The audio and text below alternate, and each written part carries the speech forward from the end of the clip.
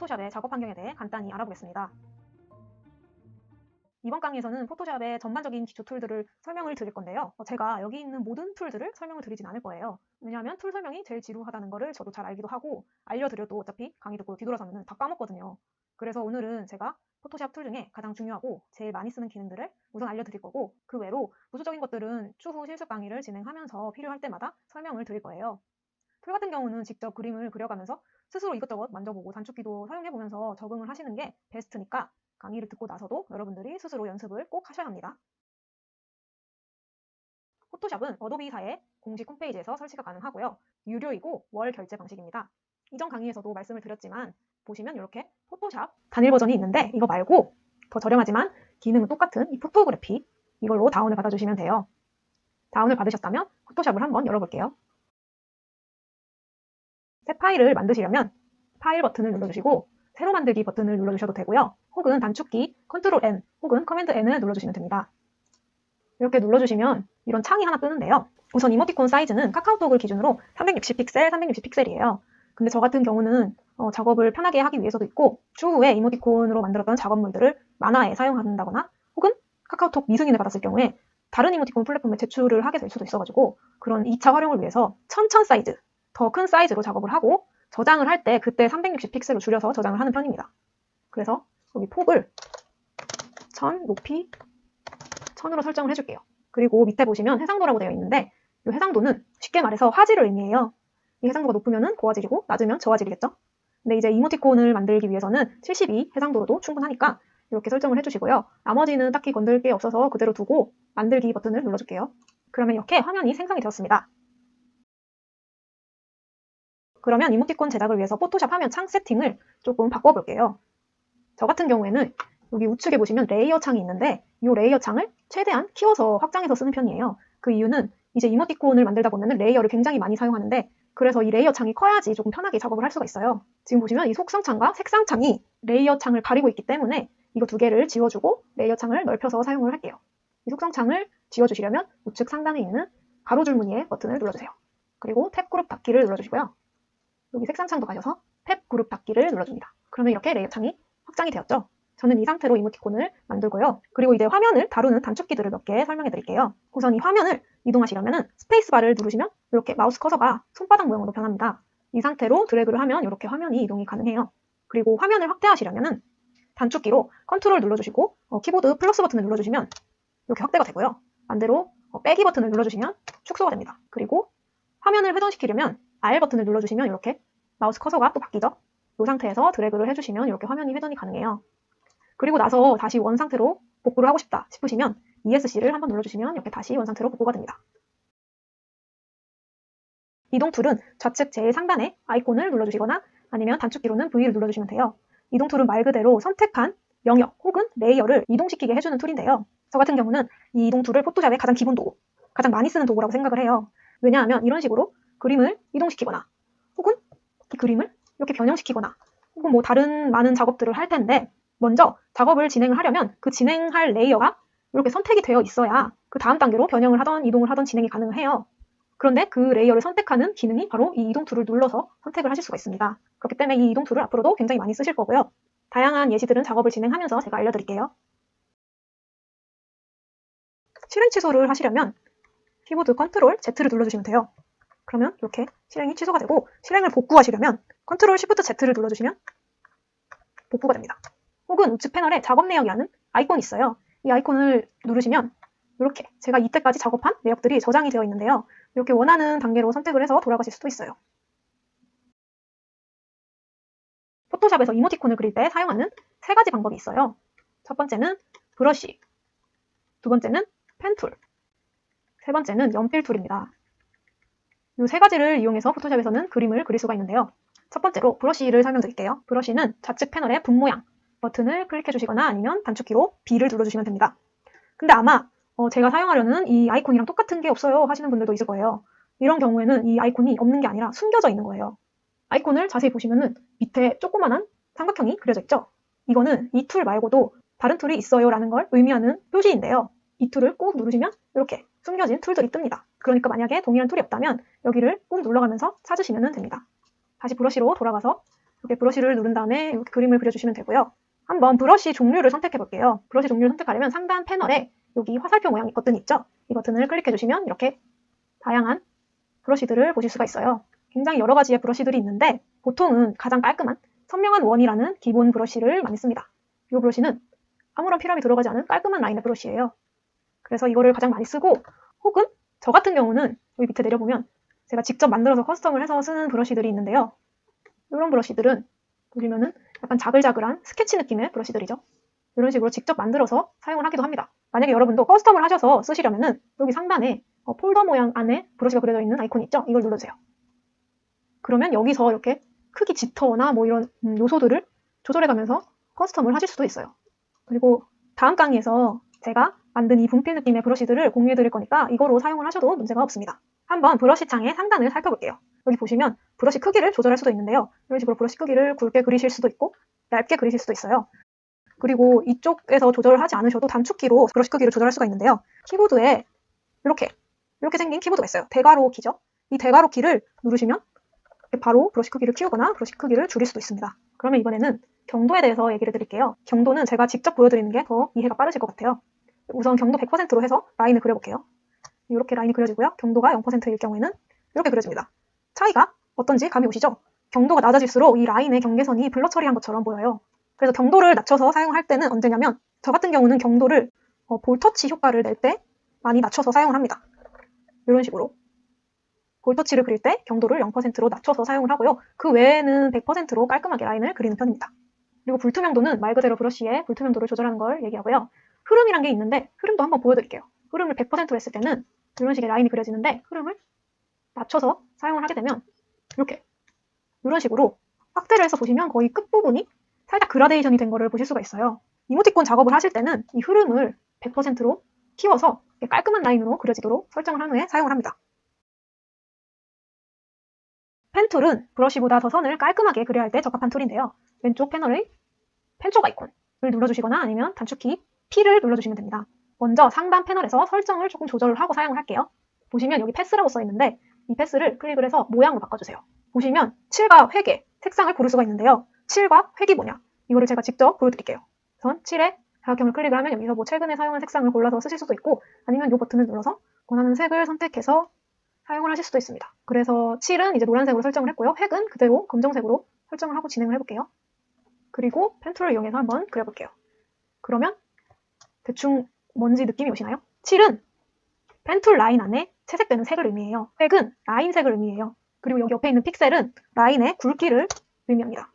이런 식으로 라인을 굵게 할 수도 있고 얇게 할 수도 있어요. 그리고 그 옆에 창을 한번 살펴볼게요. 이것도 클릭을 하면 이렇게 맞춤, 단면, 모서리라는 게 있는데 보통 이모티콘을 그릴 때는 이 맞춤은 가운데 있는 가운데 정렬을 사용하시고 단면은 라인의 끝을 둥글게 처리할 거냐 아니면 각지게 처리할 거냐예요. 이모티콘을 그릴 때는 단면을 둥글게, 모서리도 둥글게 설정을 해주시는 게 부드럽고 보기 좋은 펜선을 그릴 수가 있어요. 그러면은 펜선을 사용해서 직선을 한번 그려볼게요. 직선을 그리기 위해서 브러쉬는 이런 식으로 드래그를 했죠. 이런 식으로 드래그를 했는데 펜툴은 드래그가 아니라 시작점을 클릭해주시고 그 다음에 끝점을 클릭해주세요. 그러면 이렇게 직선이 그려집니다. 여기서 Shift를 누른 채 클릭을 할 경우 이렇게 수평선을 그릴 수도 있고 혹은 45도선 아니면 수직선을 그릴 수도 있어요. 그리고 펜선으로 이렇게 그림을 그리다가 처음에 클릭한 시작점과 마지막으로 클릭한 끝점이 만나게 되면 이렇게 마우스 커서에 동그라미가 생기죠. 이 말은 이 사각형 패스, 이 라인을 패스라고도 부르는데요. 이 패스가 닫히면서 하나의 모양이 된다는 의미입니다. 곡선을 만들기 위해서는 클릭을 한 후 드래그를 이렇게 해주세요. 드래그를 하시면 이렇게 방향선이 하나 만들어지는데요. 이 방향선을 잘 조절을 하셔가지고 곡선을 그리시면 됩니다. 그리고 나면은 여기 방향선 끝에 동그란 점이 생기죠. 이 동그란 점을 핸들이라고 불러요. 이 핸들이나 아니면 시작점 아니면 끝점을 잘 조절해서 이미 내가 그린 곡선이라도 추후에 수정을 할 수가 있어요. 그런데 그걸 조절하시려면 지금 저희가 선택한 툴이 펜툴이죠. 이 펜툴로는 기준점이나 핸들을 조절할 수가 없어요. 그러려면 직접 선택 도구라는 툴이 필요한데요. 좌측에 도구 창에서 보시면 까만 색깔 마우스 커서 아이콘이 있어요. 이 아이콘을 꾹 눌러주세요. 그러면 여기에 숨겨진 직접 선택 도구 툴이 나옵니다. 이거를 클릭해 주시고요. 단축키는 A입니다. 보시면 설명창에 패스 또는 모양의 포인트 및 세그먼트 선택 및 조정이라고 써있죠. 이 툴을 이용해서 펜툴의 개별 점들과 핸들을 선택해서 변형을 시킬 수 있다는 의미예요. 직접 선택 툴을 누르고 변경을 원하는 펜툴을 드래그 해줄게요. 그러면 이렇게 시작점과 중간점, 끝점, 그리고 숨겨져 있던 핸들들이 선택이 가능한데요. 여기서 이제 점들을 눌러서 알맞게 조절을 해주시면 됩니다. 마지막으로 연필 툴에 대해 알려드릴게요. 연필 툴은 아이콘이 숨어 있어요. 여기 브러쉬 버튼을 꼭 눌러주세요. 그러면 연필 도구가 이렇게 뜹니다. 이걸 눌러주시고요. 연필 툴은 뭐냐면 픽셀 느낌이 나는 브러쉬예요. 요즘에 인기가 많은 B급 아니면 그림판으로 그린 듯한 그림들 있잖아요. 그런 느낌이 나게 그리고 싶으시면 이 연필 툴을 이용해 주시면 됩니다. 저도 이 툴을 활용해서 망그러진 곰이랑 망그러진 햄스터, 파괴한 오리를 만들었어요. 그런데 이제 연필 툴을 이용을 하실 때 주의하셔야 할 점이 있어요. 뭐냐면 픽셀이기 때문에 종이 사이즈가 클 경우에 그 픽셀 특유의 계단진 느낌? 이 계단진 느낌이 보이지가 않아요. 지금 제가 확대를 하고 있어서 잘 보이는데 축소를 시켜볼게요. 지금 저희가 1000 사이즈로 캔버스를 생성했죠. 근데 여기 축소를 하면은 그 느낌이 잘 안 살죠. 그렇기 때문에 이 연필 툴을 사용하시려면 1000 사이즈가 아니라 360 픽셀의 사이즈로 그리셔야 해요. 일반 브러쉬로 작업을 할 때는 항상 큰 사이즈로 작업을 하지만 이 연필 툴은 픽셀의 느낌을 잘 살게 하기 위해 작은 사이즈인 360 픽셀 사이즈로 작업을 해주셔야 합니다. 이렇게 포토샵에서 이모티콘을 그릴 때는 브러쉬 툴과 펜 툴, 연필 툴 세 가지를 이용해 그림을 그리실 수가 있습니다. 지우개는 좌측에 보시면 지우개 아이콘이 있죠? 이 아이콘을 눌러주시거나 단축키 2를 눌러주시면 됩니다. 브러쉬처럼 지우개도 마찬가지로 대괄호 단축키 키를 이용해서 크기를 키우거나 줄일 수도 있어요. 그 다음 알아볼 부분은 레이어인데요. 레이어는 많은 초보자분들이 여기서 많이 좌절을 하시죠. 저는 최대한 쉽게 설명을 해드리려고 하는데 이해가 안 가시더라도 이모티콘을 그리다 보면은 자연스럽게 레이어의 개념을 체득을 하실 거예요. 그러니까 너무 부담 갖지 마시고 오늘은 그냥 레이어가 어떤 개념을 가지고 있구나 라는 것만 느끼시고 넘어가셔도 됩니다. 레이어는 그림을 그릴 때 가장 중요한 요소 중 하나예요. 이미지들의 층을 의미하는데요. 쉽게 말해서 투명한 기름종이라고 생각하시면 될 것 같아요. 레이어를 설명하기 위해서 제가 이미지를 하나 불러왔는데요. 한번 이 그림의 레이어를 분리한다고 생각을 해볼게요. 이 그림은 레이어가 이런 식으로 분리가 되어 있는 거예요. 보시면 배경 레이어가 밑에 깔려있고 그 위에 채색 레이어, 그 위에 라인 레이어, 그 위에 볼터치 레이어 이런 식으로 가상의 투명 종이를 하나씩 올려가면서 그린다고 생각을 하시면 됩니다. 그러면 이렇게 귀찮게 레이어를 분리해서 쓰는 이유가 뭐냐 싶으실 텐데 바로 레이어를 분리하면 서로 다른 레이어에 영향을 끼치지 않고 작업을 할 수 있기 때문이에요. 예시를 한번 들어볼게요. 왼쪽에 있는 그림은 레이어 하나에 배경색부터 라인, 그리고 채색, 볼터치까지 다 진행을 한 그림이고요. 오른쪽 그림은 레이어를 아까처럼 여러 개로 나눠서 진행을 했어요. 한번 실제 레이어 창을 살펴볼까요? 자, 레이어 하나로 그린 그림은 레이어가 지금 한 개가 있죠. 그리고 레이어 여러 개로 그린 그림은 이렇게 배경, 채색, 라인, 볼터치 레이어 네 가지 레이어로 분리를 해서 그림을 그렸어요. 만약에 이 상황에서 지금 제가 그림을 수정한다고 해볼게요. 만약에 제가 이 곰의 색상을 바꾸고 싶어졌어요. 그러면 이렇게 한 레이어에서 작업을 했을 경우 지우개로 색상을 이렇게 지우면 이렇게 라인 레이어까지 같이 지워지게 되죠. 그 이유는 왜 그러냐? 라인 레이어와 채색 레이어를 한 레이어에 같이 그렸기 때문이에요.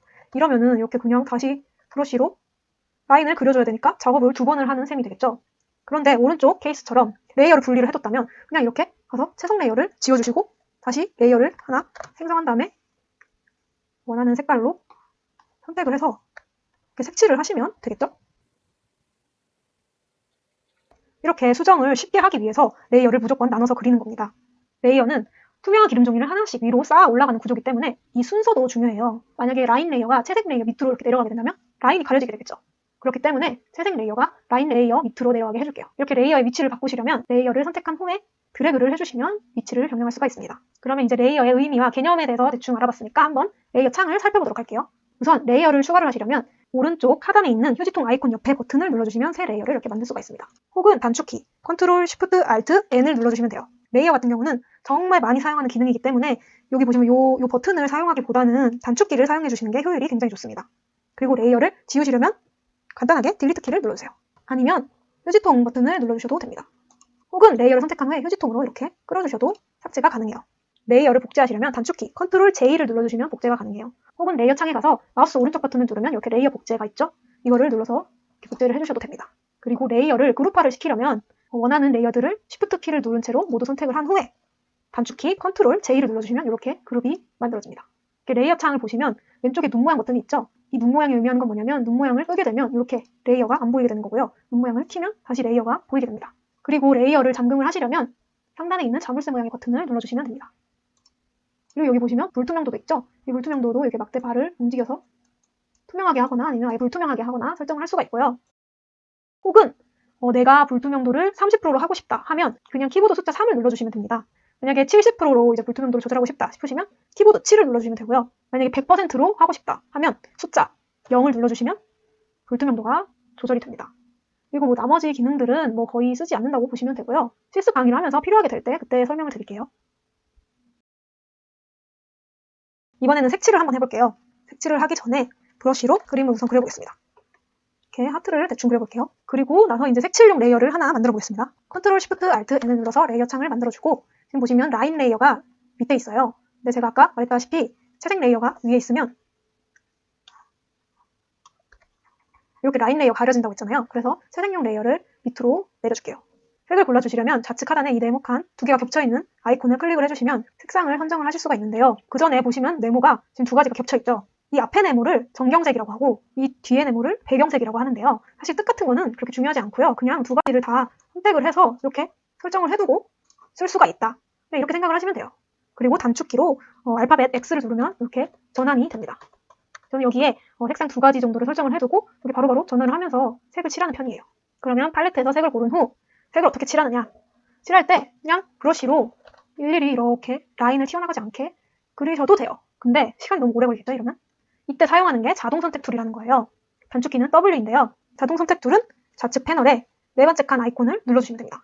만약에 이 아이콘이 없으신 분은 네 번째 아이콘을 꼭 누르시면 이렇게 자동 선택 툴을 사용을 하실 수가 있어요. 그런 후 내가 색을 칠하려는 범위를 클릭을 해주세요. 그럼 이렇게 반짝이는 점선으로 선택이 됩니다.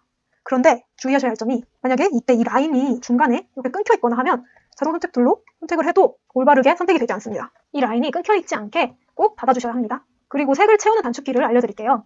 색상을 채우는 단축키는 Alt 백스페이스를 누르면 색상 패널 위쪽의 색이 채워지고요. Ctrl 백스페이스를 누르면 밑에 쪽의 색상이 채워집니다. 그리고 이제 이 선택된 부분을 해제를 해주셔야 되는데요. 해제를 하실 때 많은 분들이 ESC를 그냥 누르세요. 근데 ESC를 누르면 해제가 안 되고 단축키로 Ctrl D를 눌러주셔야 선택된 부분이 해제가 됩니다. 근데 지금 보면 채색이 잘 된 것 같지만 사실 확대를 해보면 딱 라인의 경계선만 선택이 되었어요. 그렇기 때문에 안정적으로 채색이 잘 된 거라고는 볼 수가 없어요. 안정적으로 채색을 하시려면 이 선택 범위를 라인의 반 정도 넘어가게 선택을 하신 후 채색을 하셔야 하는데요. 그 방법은 우선 이렇게 자동 선택 툴로 선택을 한 후 상단 메뉴에서 선택, 그리고 수정을 눌러주시면 여기 확대라는 게 있어요. 이 확대를 눌러주세요. 그러면 이렇게 선택 영역을 확대를 할 수가 있는데 저는 한 5픽셀 정도를 더 키워볼게요. 확인을 누르면 이렇게 안정적으로 범위가 다 늘어났죠. 이 상태에서 단축키를 눌러서 채색을 해주시면 됩니다. 근데 이거를 어느 세월에 이렇게 눌러서 이렇게 확대를 하고 앉아있냐 싶겠죠? 그래서 저는 이 기능을 단축키로 이렇게 설정을 해서 쓰거나 아니면은 이 모든 과정을 한 번에 실행할 수 있게 액션 기능이라는 걸로 저장을 해서 편하게 써요. 그거는 이제 제가 다음 강의에서 설명을 드릴게요. 올가미 툴은 그림의 일부분만 선택을 해서 이동시키거나 복제를 하거나 삭제를 하거나 등등의 기능을 할 때 쓰는 도구인데요. 좌측 상단에 세 번째 아이콘을 누르시면 됩니다. 한번 이 올가미 툴로 하트의 반을 선택을 해서 변형을 시켜볼게요. 이렇게 드래그를 하셔가지고 보시면 지금 원하는 부위만 선택이 되었죠? 이 상태에서 이동 툴을 눌러주시면 이렇게 마우스 커서에 가위 모양의 아이콘이 뜹니다. 이거는 이제 내가 선택한 부분의 레이어를 이동시킬 준비가 되었어 라는 의미예요. 그래서 이 선택된 부분을 클릭을 하고 드래그를 하시면 이렇게 이동이 가능합니다. 그런데 지금 보시면 채색 레이어만 이동이 가능하죠? 그 이유는 뭐냐? 지금 제가 채색 레이어만 선택을 했기 때문이에요. 아까 얘기했다시피 레이어는 서로 독립된 객체이기 때문에 선택한 부분만 영향을 끼쳐요. 라인 레이어를 이동을 시키고 싶으시면 라인 레이어를 선택한 후에 이렇게 이동을 시키시면 이것만 이동이 가능하겠죠? 올가미 툴로 이동을 시키시려면 한 레이어만 이동을 시킬 수가 있어요. 여기 보시면 지금 제가 채색 레이어와 라인 레이어를 한꺼번에 이동을 시키려고 하면 이게 이동이 안 되죠? 그래서 그 점을 유의하셔야 하고요. 이번에는 이 하트를 한번 변형을 시켜볼게요. 변형을 할 레이어를 먼저 선택을 한 후에 Ctrl T를 눌러줍니다. 그러면 이렇게 변형 박스가 뜨는데요. 여기서 이 8가지의 점을 눌러서 변형을 이렇게 시켜주셔도 되고 Shift를 누른 채 움직이면 이렇게 가로, 세로 비율이 고정되지 않은 채로 자유롭게 변형을 할 수가 있습니다. 그리고 또 Ctrl을 누른 채 모서리를 클릭을 해서 움직이면 이렇게 대각선으로도 변형이 가능합니다. 그리고 모서리에 가깝게 마우스 커서를 갖다 대면 이렇게 회전 아이콘으로 변형이 되는데요. 이 상태에서 드래그를 하면 하트를 회전시킬 수 있습니다. 타임라인은 애니메이션 작업을 할 때 필요한 창인데요. 이 타임라인 창을 활성화시키려면 위에 창에 가셔서 타임라인을 체크해주세요. 그러면 이렇게 타임라인 창이 하나 뜨는데 보시면은 아마 비디오 타임라인 만들기라고 되어 있으신 분들도 계실 거예요. 근데 이거를 저희는 이렇게 화살표 모양의 버튼을 눌러서 프레임 애니메이션 만들기로 변형을 해줄게요. 그리고 이 글씨를 클릭해주세요. 그러면 이렇게 프레임이 하나 생깁니다. 여기서 이제 프레임을 추가를 하거나 삭제를 하면서 그림을 그릴 거예요. 이제 프레임을 더 잘 보여주기 위해서 타임라인을 사용해 그린 애니메이션 파일을 하나 불러올게요. 보시면 타임라인 하나하나에 그림을 그렸죠? 해당 프레임에 특정 그림을 보이게 하고 싶으시면 그 특정 레이어 창만 눈을 켜시고 나머지는 이렇게 눈을 다 꺼주셔야 돼요. 이렇게 타임라인의 프레임 창은 레이어의 눈을 끄거나 키면서 그림을 그립니다. 한번 타임라인의 패널을 살펴볼게요. 우선 재생 방법은 이 재생 버튼을 누르셔도 되고 스페이스바를 누르셔도 그 재생이 됩니다. 그리고 여기 보시면 계속이란 게 있는데 이 하나의 루프를 계속 반복되게 할 거냐, 아니면 여기 보시면 3번 있죠. 이 경우에는 3번 반복이 되는 거예요. 이렇게 3번 반복이 되고 끝났죠. 저희는 이제 계속으로 설정을 할게요. 그리고 여기서 이제 초수를 설정을 할 수가 있는데, 초수는 이 한 프레임에서 몇 초간 머물 거냐를 설정을 하는 거예요. 여기 보시면 작은 화살표가 있는데 이거를 클릭을 하셔서 여기서 선택을 하셔도 되고, 아니면 기타를 누르신 다음에 제가 원하는 초수를 써주시면 됩니다. 나머지 프레임도 쉬프트를 누른 채 선택을 하면 한꺼번에 선택이 가능하고요. 0.05초로 통일을 시켜줄게요. 그런 다음에 재생을 해보면 아까보다 속도가 훨씬 빨라진 거를 볼 수가 있죠. 그리고 우측에 이 가로선 여러 개가 그려진 아이콘을 눌러주시면 타임라인 창을 더 자세하게 설정을 할 수가 있어요. 다른 건 이제 여러분들이 직접 선택을 하면서 가볍게 보시면 될 것 같고, 요거 하나만 볼게요. 모든 프레임의 세 레이어 표시. 지금 이게 체크가 되어 있죠? 한번 제가 예시로 이 캐릭터에 리본을 한번 달아주기로 해볼게요. 레이어를 새로 만들어서 리본을 그려야겠죠? 연필 툴로 바꿔준 다음에 확대를 해서 리본을 한번 그려보겠습니다. 이런 식으로 지금 새 레이어를 하나 만들어서 리본을 그렸어요. 근데 지금 다른 프레임들을 살펴보니까 새로 만들어서 그린 리본이 다른 프레임에도 모두 적용이 됐어요. 왜냐? 아까 여기 설정창에서 모든 프레임에 새로 만든 레이어를 표시한다, 이걸 체크를 해뒀기 때문이에요. 그렇기 때문에 만약에 제가 8프레임에만 리본을 놓고 싶다 싶으시면 이거를 체크를 해제하고 다시 한번 그려볼게요. 레이어를 하나 만든 후에 이렇게 새 레이어를 만들어서 그려도 다른 프레임에는 적용이 안 된 거를 보실 수가 있습니다. 타임라인에 대해서는 여기까지만 알아보고 더 자세한 사용법은 모션 작업 때 알려드릴게요.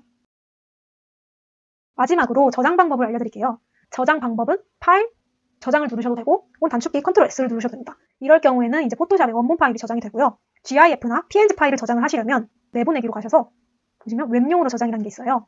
이 저장 기능을 사용을 하는데요. 이렇게 보시면 여기서 GIF로 저장을 하시거나 아니면 PNG24로 저장을 하실 수도 있습니다.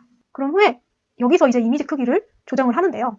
보통 1000 사이즈로 작업을 한 후에 이 저장을 할 때 360, 360으로 줄여서 내보내기를 하는 게 일반적입니다. 이번 강의에서는 포토샵의 화면들을 간단히 살펴보았습니다. 그럼 다음 강의에서는 이모티콘 제작 시간을 단축시켜주는 액션 기능과 단축키 파일, 포토샵 브러쉬 파일을 공유해드리고 사용법을 알려드릴게요. 다음 시간에 만나요.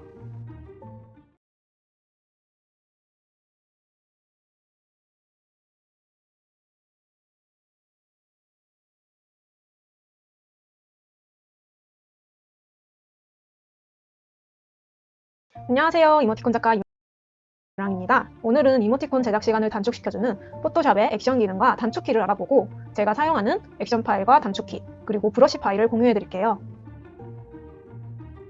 우선 3가지 파일들을 수업노트에서 다운받아주세요. 파일을 다운받으셨으면 더블클릭을 하시면 자동으로 적용이 되는데요. 혹시나 적용이 안 되시는 분들을 위해서 직접 불러오는 방법도 알려드릴게요. 먼저 브러쉬 파일을 불러와 보겠습니다. 브러쉬의 단축키 B를 누르신 후 상단 패널의 화살표 모양 버튼을 눌러주세요. 그리고 옆에 설정 버튼 아이콘을 눌러주시면 브러쉬 가져오기라는 게 있죠. 이거를 클릭해주세요. 여기서 저장한 브러쉬를 가져오시면 됩니다. 액션 기능을 불러와 보겠습니다. 액션 기능은 우측에 재생 버튼 같이 생긴 이 버튼 아이콘을 눌러주시면 되는데요. 혹시 이게 안 보이신다면 상단 메뉴의 창에 가셔서 액션 키를 눌러주세요. 여기서 가로 줄무늬 아이콘을 클릭을 해주시고 밑으로 내려가셔서 액션 불러오기 버튼을 눌러주세요. 그러면 마찬가지로 저장한 액션을 불러와 주시면 됩니다. 단축키는 마우스 오른쪽 버튼을 클릭하고 연결 프로그램에서 포토샵 아이콘을 찾아서 설정해 주시면 됩니다. 그러면 이제 하나씩 살펴볼까요? 액션 기능은 똑같은 작업을 여러 번 반복해야 할 때 사용합니다. 동일한 작업 내역들을 액션으로 저장을 해두고 이 액션 버튼을 눌러주시면 그 작업이 자동으로 실행될 수 있게 하는 편리한 기능이에요. 약간 단축키의 상위 버전이라고 보시면 될 것 같아요. 이모티콘을 제작하면서 가장 적절하게 사용할 수 있는 액션 기능은 2가지가 있는데요. 첫 번째는 색칠을 쉽게 하는 기능이고요. 두 번째는 멘트의 획을 추가하는 기능입니다. 먼저 색칠하기입니다. 액션 창에 보면은 색칠하기 3픽셀 확대라는 게 있고 또 1픽셀 확대라는 게 있는데요. 이 말은 뭐냐면 선택 영역을 3픽셀 확대해서 채색을 할 건지 아니면 1픽셀을 확대해서 채색을 할 건지를 얘기하는 거예요.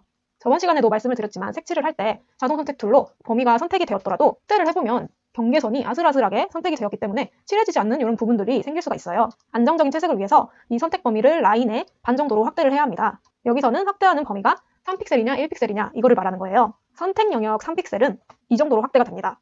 주로 라인 굵기가 굵을 때 3픽셀에서 5픽셀 정도를 확대를 해서 사용을 하시고요. 반대로 1픽셀은 아주 약간만 확대가 되기 때문에 라인 굵기가 얇을 때 사용하시면 되겠죠? 그러면 이제 액션 기능을 이용해서 한번 칠해볼게요. 이 하트는 라인이 굵은 편이라서 저는 여기 색칠하기 3픽셀 확대 액션 기능을 사용을 할게요. 먼저 색을 골라주시고요. 그런 다음에 이제 채색할 레이어를 추가를 해주시고 자동 선택 툴 W를 눌러서 채색할 부분을 선택해주세요. 그런 다음에 액션 창에 가셔서 실행할 액션을 먼저 선택한 후에 여기 보이는 재생 버튼을 눌러주세요. 그러면 이렇게 액션이 실행이 됩니다. 보시면 지금 안정적으로 라인의 반 정도가 넘어간 채로 채색이 되었죠. 그리고 더 편하게 액션 기능을 사용하시려면 단축키로 지정을 할 수도 있어요. 해당 액션 기능의 오른쪽 부분을 더블 클릭해주세요. 그러면 여기서 기능키를 설정을 할 수가 있는데요. 원하시는 기능키를 이렇게 설정을 한 다음에 확인 버튼을 누르고 똑같이 레이어를 추가하고 자동 선택 툴로 채색할 부분을 선택한 후에 단축키 F7을 눌러주시면 이렇게 빠르게 채색이 가능합니다. 만약에 여러분들이 저는 라인이 너무 굵어가지고 5픽셀은 확대를 해야 할 것 같아요 하실 수도 있잖아요.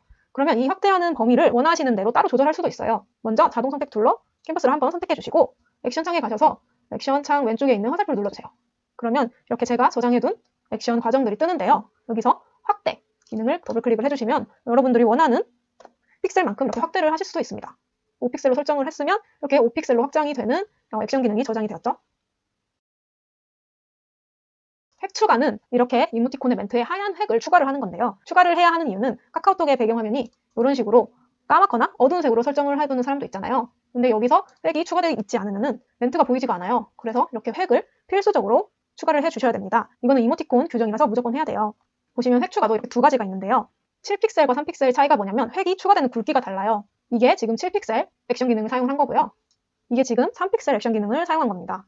이것도 이제 멘트의 라인 굵기에 따라서 적절하게 맞는 걸로 사용을 해주시면 될 것 같아요. 그러면 한번 사용법을 알려드릴게요. 먼저 이동툴 단축키 V를 눌러서 획 추가할 레이어를 선택을 먼저 하신 후에 원하는 액션 기능을 선택을 하고 여기 재생 버튼을 눌러주세요. 그러면 이렇게 한 번의 클릭으로 획이 추가가 되었죠.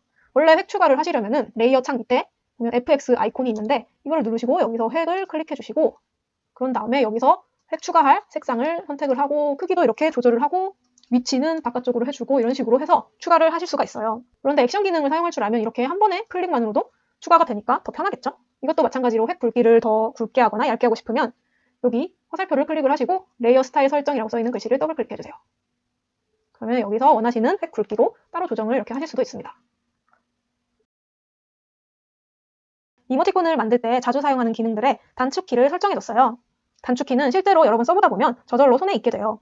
그리고 이제 실습 강의를 하면서 필요할 때마다 제가 설명을 드릴 거기 때문에 지금은 그냥 눈에 익힌다는 느낌으로 한번 쭉 훑어보시면 좋을 것 같아요. 제가 실제로 자주 쓰는 단축키 리스트를 이미지로 보여드릴게요. 이 이미지는 수업 자료에서 다운을 받으실 수 있습니다.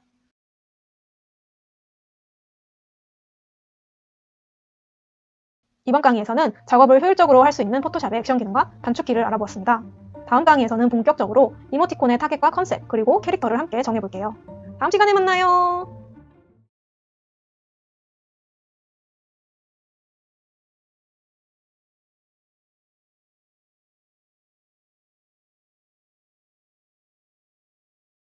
안녕하세요. 이모티콘 작가 유랑입니다. 이번 시간에는 이모티콘 컨셉과 타겟을 정하는 두 가지 팁을 알려드리고 저와 함께 이모티콘 타겟과 컨셉을 정해볼게요. 이전에 1-2강이었던 승인율 높은 이모티콘 대 승인율 낮은 이모티콘에서 컨셉과 타겟에 대하여 간단하게 설명해드렸던 것 기억하시나요? 다시 요약을 해서 설명을 드리자면 승인을 받는 이모티콘들은 보통 세 가지의 공통점이 있는데 첫 번째는 이모티콘 맞춤형 캐릭터 디자인을 가지고 있고 두 번째는 컨셉이 강하다. 세 번째는 타겟이 명확해요. 이렇게 세 가지 중에 두 가지는 충족을 시켜야 승인을 받는 이모티콘이 될 수 있어요. 제가 이거와 관련돼가지고 약간의 TMI로 저의 개인적인 실패담을 말씀을 드리자면 사실 저는 실패라고 말하고 싶지는 않은데 왜냐면 이 경험 덕분에 제가 배운 게 굉장히 많았거든요. 그래도 그 과정이 힘들고 오래 걸렸기 때문에 이제 여러분들은 저처럼 하지 마시라고 그냥 실패라고 얘기를 할게요. 아무튼 제가 이모티콘을 처음 시작을 했을 때 놓쳤던 부분이 있었는데요. 제가 제 옛날 이모티콘을 한번 보여드릴게요. 제가 처음 만들었던 이모티콘인 애옹이 시리즈예요. 보시면은 그냥 귀엽게 생긴 고양이 캐릭터인데 여러분들이 봤을 때 여기서 어떠한 타겟이나 컨셉이 보이시나요? 안 보이죠? 제가 이 이모티콘을 만든 당시에는 이모티콘 강좌나 아니면 이모티콘 커뮤니티가 활성화되어 있는 게 하나도 없었어가지고 아무것도 모르고 그냥 만든 거예요. 그래서 그런지 사람을 확 잡아끄는 매력이 없는 그냥 무난무난한 이모티콘이 되어버린 거죠. 한 번 보고 뒤돌면 잊혀져 버리는 그런 이모티콘이었어요. 그래서 성적도 되게 별로였고요. 그러다가 이제 제가 처음으로 어떠한 하나의 큰 컨셉을 가지고 제작을 했던 이모티콘이 있는데 이 댕멍이 이모티콘이에요. 이게 어떤 컨셉을 가지고 있었냐면은 강아지가 직접 그린 듯한 컨셉의 이모티콘이에요. 그 당시에 강아지인가 동물이 안녕하세요. 제가 밤에 너무 짖어서 죄송해요. 이런 식으로 직접 글을 쓴 척하면서 편지를 남기는 그런 짤이 되게 인기가 많았거든요. 제가 거기서 아이디어를 얻어가지고 만든 이모티콘이에요. 그래서 글씨 같은 걸 보면 되게 막 삐뚤빼뚤하고 맞춤법도 하나도 안 맞아요. 그런 게 컨셉이었고, 보시면은 멘트가 뭐뭐 했어, 오, 나를 드릴게요, 맛에 오, 이런 식으로 뭐뭐에 오로 통일이 되어 있어요. 멘트의 어미를 통일하는 것도 컨셉을 강하게 드러내는 방법 중에 하나예요. 이 이모티콘이 가지고 있는 컨셉을 한번 정리를 해볼게요. 첫 번째, 강아지가 직접 쓴 듯한 이모티콘. 그리고 두 번째, 맞춤법이 엉망이다. 세 번째, 뭐뭐에요로 멘트가 통일되었어요. 이런 식으로 24가지 혹은 뭐 32가지의 이모티콘을 관통하는 하나의 커다란 컨셉이 있으면 좋아요. 이 댕멍 이모티콘은 기대보다 높은 순위를 받아서 놀랐던 기억이 있는데, 최고 순위가 시리즈 3탄이었는데 그때 전체 순위 10위를 했던 걸로 기억을 하거든요. 그러니까 여러분도 승인을 받는 이모티콘, 그리고 인기 있는 이모티콘을 만들기 위해서는 다른 이모티콘과 구별되는 나만의 명확하고 강한 컨셉과 타겟이 정말 중요해요. 보통 처음 이모티콘을 디자인할 때 캐릭터를 먼저 그린 다음에 컨셉과 타겟을 정하는 작가님들도 계시고, 반대로 컨셉과 타겟을 정한 다음에 캐릭터를 그리시는 분도 계신데, 사실 정답은 없어요. 뭐 편하신 대로 선택을 하셔서 진행을 하셔도 되는데, 저 같은 경우에는 컨셉과 타겟을 정한 후에 그에 맞는 캐릭터를 그려요. 왜냐하면은 이 타겟과 컨셉의 연령대 그리고 성별에 따라서 캐릭터 디자인도 달라져요. 컨셉과 타겟을 먼저 정하고 타겟과 컨셉이 먹힐 수 있는 연령대와 성별을 분석을 한 다음에 거기에 맞춰서 캐릭터 디자인을 하시는 거예요. 오늘은 먼저 컨셉과 타겟을 고르는 것부터 시작을 한 후에 다음 강의에서 그에 맞게 캐릭터를 디자인을 해볼게요. 그 전에 이제 컨셉과 타겟을 고르는 저의 2가지 팁을 알려드릴게요. 첫 번째, 나에게 익숙한 타겟과 컨셉을 골라라. 내가 그 타겟과 컨셉을 잘 알아야 좀 더 쉽게 이모티콘을 기획할 수가 있고 사람들이 공감할 수 있는 이모티콘을 만들 수 있겠죠? 우선은 여러분의 현재 직업이나 상황, 혹은 여러분이 가지고 있는 취미, 아니면 여러분의 성격을 떠올려 보세요. 직업이나 상황은 예를 들어서 여러분들이 학생일 수가 있고, 아니면은 직장인이신 분도 계실 거고, 아니면은 여러분들이 남자친구나 여자친구가 있는 커플이실 수도 있고, 아니면 반대로 솔로이실 수도 있고, 아니면은 결혼을 하셨을 수도 있고, 아니면 학교를 졸업하고 지금 취업 준비를 하는 취준생일 수도 있고, 뭐 형제자매가 있을 수도 있고, 아니면은 지금 여러분이 뭐 부모님이랑 같이 사실 수도 있고, 아니면은 독립을 하셨을 수도 있고, 뭐 이런 식으로 여러분이 지금 처해 있는 상황이 있을 거 아니에요. 그리고 취미, 여러분들이 만약에 뭐 연예인을 덕질하는 걸 좋아한다던가, 아니면은 드라마 시청하는 걸 좋아한다던가, 아니면 운동에서는 뭐 수영을 좋아한다든지, 아니면은 뭐 헬스를 좋아한다든지, 아니면 요즘에 많이 유행하는 홈트를 하시는 거를 좋아한다든지, 뭐 등산을 좋아한다든지, 뭐 이런 게 있을 수가 있겠죠. 그리고 성격, 이 성격에서 팁을 드리자면은, 성격 중에는 긍정적인 성격과 부정적인 성격이 있는데요. 이모티콘에서는 이 부정적인 성격이 더 재밌는 요소로 작용을 할 수가 있어요. 그 이유는 그러니까 모든 콘텐츠에서 약간 자극적인 요소가 들어가면은 사람들의 시선을 확 끌 수가 있잖아요. 이모티콘도 마찬가지예요. 약간 부정적인 요소가 들어가면은 사람들이 조금 재미있게 느낄 수 있는 그런 요소가 될 수가 있어요. 부정적인 성격을 예시로 들자면, 만약에 여러분이 뭐 화가 많은 다혈질이라던가, 아니면 싸가지가 없다던가, 아니면 뭐 친구들을 놀리거나, 아니면 약 올리는 걸 좋아한다던가, 아니면 성격이 뭐 과격하다든지, 아니면은 할 말 못할 말 가리지 않고 다 하는 뭐 팩트, 폭행러라든지 등등 있겠죠. 그리고 부정적이지 않은 성격이라도 눈물이 많다던가, 아니면 감수성이 풍부하다던가, 아니면 뭐 애교가 많다던가, 아니면 나는 뭐 공감을 잘해줘요 일 수도 있고, 아니면은 뭐 현실주의자예요, 아니면 뭐 반대로 저는 망상이 심해요 이럴 수도 있는 거고, 아니면은 저는 성격이 너무 소심해요 할 수도 있고, 저는 성격이 되게 예민한 편이에요 할 수도 있고요. 그리고 이제 이건 조금 성격이랑은 다른데, 뭐 여러분이 집을 좋아해서 집에만 있는 집순이이거나, 아니면 반대로 밖에서 노는 걸 좋아하는 외향적인 사람일 수도 있겠죠. 이렇게 여러분들의 현재 직업, 아니면 현재 처해 있는 상황, 아니면 여러분들이 좋아하는 취미, 그리고 여러분들의 성격, 여러분들 자기 자신으로부터 출발을 하면은 조금 더 쉽고 편하게 이모티콘을 기획할 수가 있어요. 저도 이렇게 저의 상황에서부터 출발한 이모티콘이 있는데, 이 이모티콘이에요. 과제하다 미친 미대생.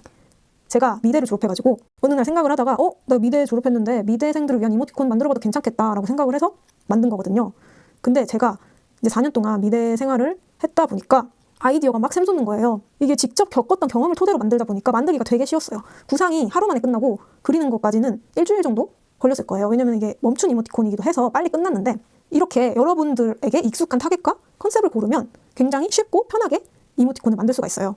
거기다가 자연스럽게 사람들이 공감할 수 있는 이모티콘도 만들 수가 있어요. 그리고 두 번째, 타겟의 범위가 크지만 출시된 이모티콘은 적은 타겟을 공략하라. 이게 무슨 말이냐면, 제가 대학생인데요 이모티콘을 다시 얘기를 하게 되었는데, 제가 이 이모티콘을 만들 때 대학생이라는 타겟을 고른 이유가 바로 이 타겟에 들어가는 사람의 수는 굉장히 많은데, 그러니까 대학생 수는 되게 많은데 대학생에 관련된 이모티콘의 수는 되게 적더라고요. 그 당시 제가 찾아봤을 때 한 10개 이하였었던 것 같은데, 그래서 저는 이걸 찾아보다가 너무 이모티콘이 없길래 이거 완전 블루오션이다, 딱이다, 이거 무조건 해야겠다라는 생각이 들었어요. 그래서 만들어서 출시를 했고 저의 예상이 맞아 떨어졌죠. 대학생 이모티콘이 인기가 굉장히 좋았어요. 20대 순위 2위를 기록을 하고 상위권에서 오래 머물렀었던 기억이 있는데, 이런 식으로 타겟의 범위가 크지만 출시된 이모티콘은 적은 타겟을 공략하시면 굉장히 유리할 수가 있죠. 그런데 이제 여러분들이 생각하기에 이제 이모티콘 나올 거 다 나오지 않았나요? 안 나온 이모티콘 찾는 거 너무 어려워요 하실 수도 있어요. 그리고 이게 틀린 말은 아니에요. 맞습니다. 이제 이모티콘이 워낙 다양하게 많이 출시가 되어서 이렇게 두 가지를 다 충족하는 타겟은 고르기가 어려울 거예요. 하지만 그렇더라도 타겟의 범위가 크거나 아니면 출시된 이모티콘이 적거나 이 둘 중에 하나는 충족을 하는 타겟을 선택을 하시는 게 좋습니다. 11월 달에 직장인 이모티콘을 출시를 했는데 사실 저는 이 직장인 이모티콘은 안 내려고 했었거든요. 왜냐면 제가 출시하기도 전에 이미 직장인 이모티콘은 너무 많았어요. 몇십 개 됐었던 것 같아요. 그래서 레드오션이라는 생각 때문에 어차피 내가 내도 경쟁이 너무 세니까 금방 못 칠 거다라는 생각을 했거든요. 근데 이제 직장인인데요 이모티콘을 만들어달라고 요청하시는 분들이 꽤 계셔가지고 만들었는데 직장인인데요 이모티콘이 전체 순위 2위로 했어요. 굉장히 인기가 많았죠? 그 이유는 이미 기존의 직장인 이모티콘은 많지만 그럼에도 불구하고 직장인에 속하는 타겟의 수가 정말 많다. 그러니까 직장인 이모티콘을 사서 쓸 사람들, 직장인들이 많다는 거예요. 그러면 일단 반은 먹고 들어가는 거죠. 거기에 이모티콘이 재미가 있으면 이거는 인기가 없을 수가 없어요. 근데 여기서 이제 재미있게 기획을 하는 법은 제가 추후 기획강에서 자세히 설명을 드릴 거고, 여러분도 이모티콘을 사용할 사람은 많은데 출시된 이모티콘은 적은 컨셉과 타겟을 한번 찾아보세요. 만약에 두 가지를 만족하기가 어렵다면 한 가지라도 충족하는 주제를 한번 공략을 해보시는 걸 추천드릴게요. 그럼 이제 여러분만의 타겟과 컨셉을 정해야 하는데요. 타겟과 컨셉을 막상 생각하려니까 머리가 새하얘져요 하시는 분들도 분명히 있을 거예요. 그래서 제가 컨셉과 타겟을 정리한 리스트를 수업 자료로 올려드렸어요. 한번 다운받아서 열어보겠습니다. 이렇게 제가 컨셉과 타겟을 표로 정리해서 올려드렸는데요. 여기서 참고해서 고르셔도 돼요. 너무 어렵게 생각하지 마시고 그냥 편하게 이렇게 막 예시들을 보다가 이거 완전 내 분야인데, 아니면은 이거 완전 내가 잘 아는데 하는 타겟과 컨셉이 있으면 그것부터 시작을 하셔도 돼요.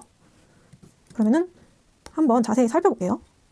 먼저 애교 많은 컨셉, 그리고 조그만 쪼꼬미 컨셉이란 게 있는데 이게 무슨 말이냐면, 이모티콘을 보면은 이렇게 이모티콘 화면에 보통 캐릭터 사이즈가 가득 차서 등장을 하거든요. 그런데 이렇게 화면에 굉장히 조그맣게 들어가는 이모티콘도 있어요. 이런 이모티콘은 보통 이제 귀여운 거를 더 극대화시키기 위해서 사이즈를 작게 줄여서 조그만 컨셉으로 만드는 이모티콘들이에요. 그러니까 이런 것들도 있다는 거를 보여드리려고 제가 이렇게 넣었고요. 그리고 뭐 잔망스러운 꼬질꼬질한 뭐 이런 것도 있고, 뭐 하찮은 찌그러진 대충 그린 고장난, 이런 거는 제 이모티콘이 뭐 망그러진 곰에서 많이 보신 컨셉이죠. 그리고 뭐 눈물이 많은, 이런 경우에는 그 이모티콘 24가지를 다 우는 컨셉으로 구성을 할 수도 있을 거예요. 그리고 뭐 감수성이 풍부한, 공감을 잘해주는, 리액션 장인, 이런 것도 24가지를 다 공감을 잘해주는 이모티콘 멘트로 넣어준다던가, 아니면 뭐 리액션을 해주는 멘트로 넣어준다든지 그런 식으로 구성을 할 수 있겠죠. 그리고 뭐 엔돌핀 도는 똥꼬발랄한 신난, 관종, 인싸, 반대로 아싸 컨셉의 이모티콘도 있을 수 있을 거고, 그리고 뭐 집착하는은 보통 커플이나 아니면은 친구들 사이에서 재밌게 쓸 수 있는 컨셉일 것 같아요. 그리고 분노한, 빡친, 화가 많은, 다혈질, 이거는 제 이모티콘 중에 파괴왕오리라는 이모티콘이 바로 이 컨셉을 활용해서 만든 이모티콘이에요. 그리고 얄미운, 약올리는, 까불거리는, 이런 것도 10대에서 인기가 굉장히 많은 컨셉 중에 하나이고요. 그리고 뭐 말을 안 듣는, 좋은 말만 하는, 뭐 청개구리, 잔소리쟁이, 이 컨셉도 되게 재밌을 것 같지 않나요? 24가지를 다 잔소리로 가득가득 채우면은 되게 개성 있는 이모티콘 될 것 같아요. 그리고 말대꾸하는, 병맛, 드립치는, 사투리 쓰는, 이 사투리 쓰는은 커플이나 아니면은 뭐 가족 같은 타겟과 같이 이렇게 합쳐서 쓸 수도 있을 것 같은데요. 커플도 그냥 커플 이모티콘이 아니라 사투리를 쓰는 이모티콘 커플이면은 많은 커플 이모티콘 사이에서 조금 더 개성이 있는 이모티콘이 되겠죠. 그리고 시크한, 무뚝뚝한, 무미건조한, 아니면은 피곤한 이모티콘을 컨셉으로 하게 되면은 뭐 캐릭터가 바닥에 이렇게 누워있다든지 침대에서 나오지 않는다든지 캐릭터의 생김새가 이렇게 볼이 푹 파여있다든지 이런 식으로 구성을 할 수도 있을 것 같아요. 그리고 뭐 꼰대, 이 꼰대란 단어가 사실 좋은 단어는 아니잖아요. 근데 이렇게 부정적인 단어가 이모티콘에서는 오히려 재미있는 요소로 작용을 할 수가 있어요. 그리고 급한, 느린, 급한으로 컨셉을 잡게 되면은 뭐 모션 속도가 굉장히 빠를 수가 있겠고, 느리는 모션 속도가 반대로 굉장히 느리겠죠. 그 밖에 다양한 컨셉이 있으니까 여러분들이 보시다가 마음에 드시는 걸로 골라서 하셔도 될 것 같아요. 그리고 여기다 제가 빈칸을 만들어 놨으니까 여러분들이 컨셉을 생각하다가 더 떠오르는 게 있으면 적어주셔도 돼요. 그러면 한번 타겟을 살펴보겠습니다. 타겟은 먼저 관계에서 나올 수 있는 타겟들이 몇 가지 있는데요. 가족 이모티콘, 뭐 엄마와 딸 사이에서 쓸 수 있는 이모티콘이라든지, 뭐 엄마와 아들, 아빠와 딸, 아빠와 아들, 형제, 자매, 남매끼리 쓸 수 있는 이모티콘이 있을 수 있겠죠.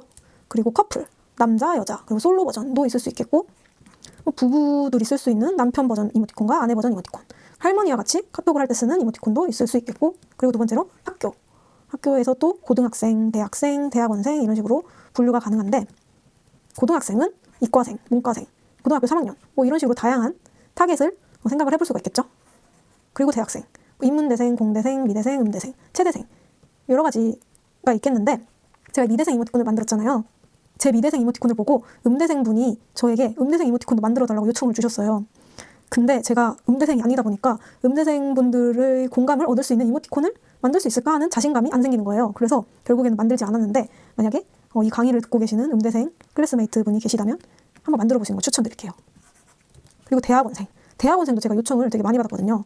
마찬가지로 제가 대학원 생활을 해본 적이 없어서 안 만들었는데, 뭐 대학원생이신 분이 계시면은 도전해보시는 거 제가 추천드릴게요. 그리고 조교, 뭐 선생님도 있을 거고, 그리고 직업에서 뭐 알바생, 카페 알바, 편의점 알바, PC방 알바, 알바생은 종류가 굉장히 많이 나올 수 있을 것 같아요.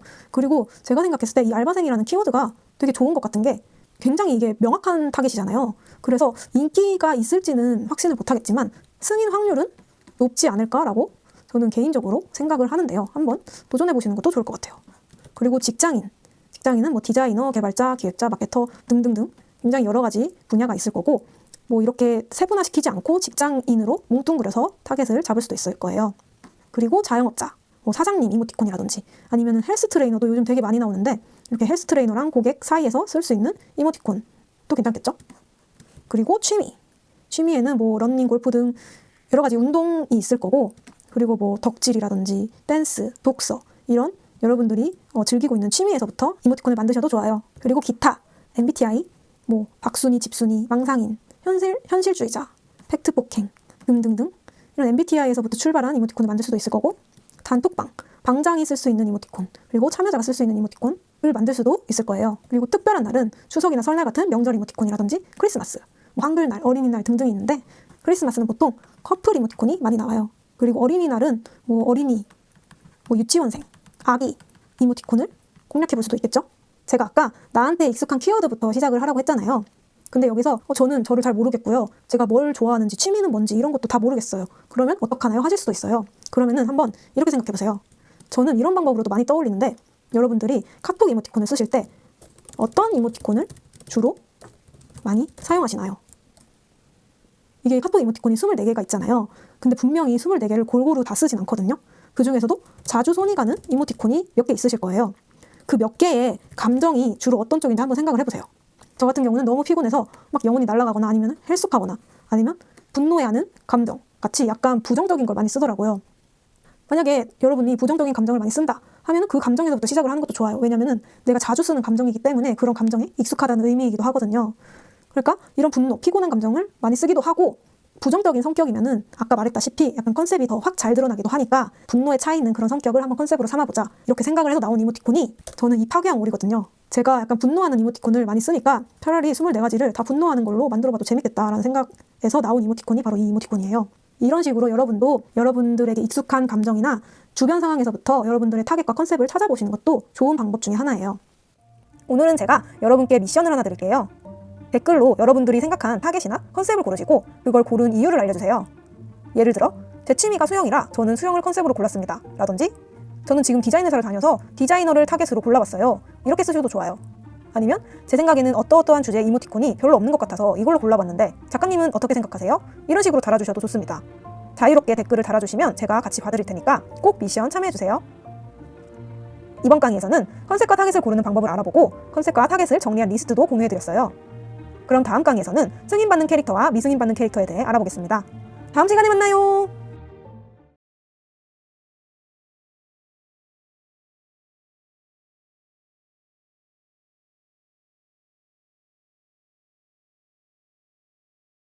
안녕하세요. 이모티콘 작가 유랑입니다. 이번 시간에는 캐릭터를 디자인하기 전에 먼저 승인받는 캐릭터와 미승인받는 캐릭터에 대해 더 자세히 알아볼게요. 제가 1챕터에서 인기 있는 캐릭터 유형과 이모티콘 맞춤형 캐릭터에 대해 간단히 설명해 드렸는데요. 오늘은 여러분들의 캐릭터를 디자인하기 전에 그 내용을 다시 복습하면서 좀 더 자세하게 덧붙여서 설명을 해드릴게요. 먼저 승인받는 이모티콘 캐릭터의 가장 큰 공통점은 간결하고 단순하다는 거예요. 제가 이 간결하고 단순한 캐릭터가 어떤 느낌의 캐릭터인지 자세히 예시를 들어서 보여드릴게요. 제가 승인받는 캐릭터랑 미승인받는 캐릭터 예시를 한번 그려봤어요. 보시면 왼쪽에 있는 캐릭터는 굉장히 단순하게 생겼는데 오른쪽에 있는 캐릭터는 이렇게 요소들이 되게 많고 조금 더 캐릭터가 실사에 가까운 형태를 띠고 있죠. 그러면 이 캐릭터들을 어떤 식으로 변형을 시켜서 이모티콘형 캐릭터로 만들 수 있는지 한번 보여드릴게요. 지금 이 곰돌이 오른쪽의 캐릭터의 문제점이 뭐냐면 요소가 너무 많아요. 이 요소는 사실 들어가도 상관은 없어요. 그런데 문제는 지금 이 요소가 하나, 둘, 셋, 넷 지금 4가지가 들어있죠. 너무 많아요. 4가지는. 만약에 요소를 넣고 싶으시면 이 4가지 중에 뭐 이 귀 모양 요소만 넣어주신다든지 아니면 반대로 이 콧수염 라인 요소만 넣어주신다든지 아니면 이렇게 발바닥 모양의 무늬만 넣어주신다든지 이렇게 요소를 1가지에서 2가지 정도만 넣어주셔야지 조금 더 단순한 캐릭터가 될 수가 있고요. 이 밑에 2번째 예시를 한번 볼게요. 지금 보시면은 이 오리 같은 경우는 너무 실제 오리와 비슷하게 생겼어요. 그러면 제가 한번 이 캐릭터를 이모티콘형 캐릭터에 맞춰서 한번 수정을 해볼게요. 제가 봤을 때 이 캐릭터의 제일 큰 문제점은 이 커다란 입 같아요. 이게 너무 오리의 모습을 그대로 따왔어요. 보시면 이렇게 콧구멍도 있는데 이런 콧구멍은 이모티콘을 귀엽게 만드는데 조금 방해 요소가 될 수가 있거든요. 그래서 이 콧구멍을 한번 지워볼게요. 콧구멍만 지워도 훨씬 더 귀여운 이모티콘 캐릭터가 되었죠. 그리고 이 입 모양도 지금 보시면 되게 디테일하게 라인이 그려져 있는데 그냥 이거를 지우고 그냥 단순하게 타원형 형태로 그려줘 볼게요. 이런 식으로. 그리고 여기 지워진 부분을 다시 그려줄게요. 이렇게 그렸어요. 아까보다 훨씬 단순해졌죠? 그리고 보시면은 지금 디테일한 부분이 이 잔머리 부분. 이게 조금 디테일해 보일 수 있는 요소인데 일단 이거는 제가 냅두고 다른 것부터 수정을 해볼게요. 여기 몸 형태를 한번 수정을 해볼게요. 여기 보시면 문제점이 뭐냐면 이런 물갈퀴. 이거 너무 디테일해요. 이모티콘 캐릭터한테 이런 물갈퀴는 디테일한 편이에요. 이걸 그냥 지우고 간단하게 이렇게 타원형 형태로도 표현을 할 수가 있거든요.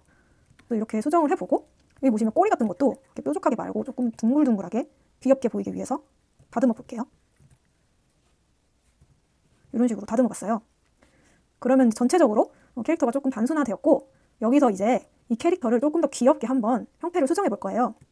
우선 수정하기 전에 귀여워 보일 수 있는 형태, 동안의 형태를 나타내기 위해서는 어떻게 해야 되냐면 제가 아기를 한번 예시로 들어볼게요. 아기 같은 경우를 한번 보면은 아기들이 귀여운 이유가 왜 그런지 아시나요? 먼저 얼굴이 굉장히 커요.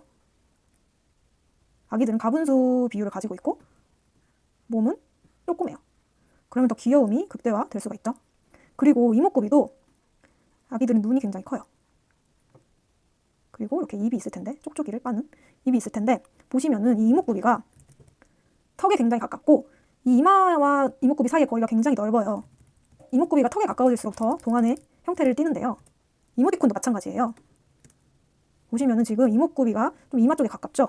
그래서 이 이목구비를 밑으로 내려줄게요. 턱에 가깝도록 내려주면 조금 더 귀여운 형태의 동안 오리가 될 수가 있습니다. 그리고 머리도 비율이 거의 1대1. 1대1도 아니고 좀 몸 형태가 더 길어요. 몸 형태를 더 귀엽게 비율을 줄여보겠습니다. 이런 식으로 좀 가분수가 되게 한 1.5등신이 되게 한번 변형을 시켜볼게요. 그리고 이제 얼굴을 조금 이어주고